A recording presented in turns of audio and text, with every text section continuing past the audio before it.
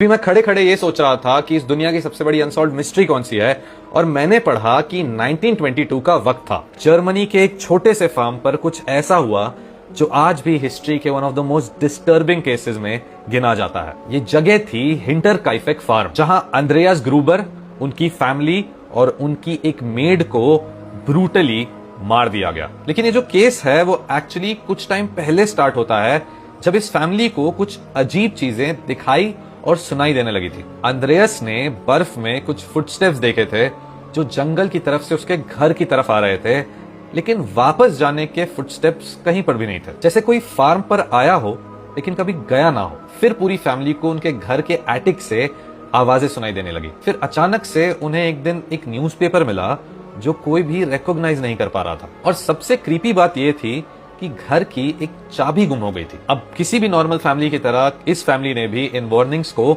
Ignore कर दिया। लेकिन फिर 31 मार्च 1922 की रात इस फैमिली के मेंबर्स को एक एक करके बार्न के पास कोई चीज बुलाती रही, और फिर उसी बार्न में एक एक करके किसी अटैकर ने एक पिकैक्स जैसा टूल यूज करके एक एक इंसान को मार दिया। पहले अंद्रेयास, फिर उनकी वाइफ, फिर उनकी मेड और उसके बाद उनके दोनों बच्चे। पूरे फार्म में 6 लोगों का मर्डर हो चुका था। लेकिन कहानी यहां खत्म नहीं हुई, क्योंकि असल मिस्ट्री इसके बाद स्टार्ट होती है। क्योंकि इन्वेस्टिगेटर्स ने एविडेंस देखा कि इन मर्डर्स के बाद जो किलर था वो घर से गया ही नहीं। पड़ोसियों ने बताया कि फार्म की चिमनी से अगले दिन तक धुआं निकल रहा था। एनिमल्स को खाना दिया गया था, किचन का सामान यूज किया गया था खाना बनाने में, और ऐसा लग रहा था जैसे कोई डेड बॉडीज के साथ काफी दिनों तक रहा हो।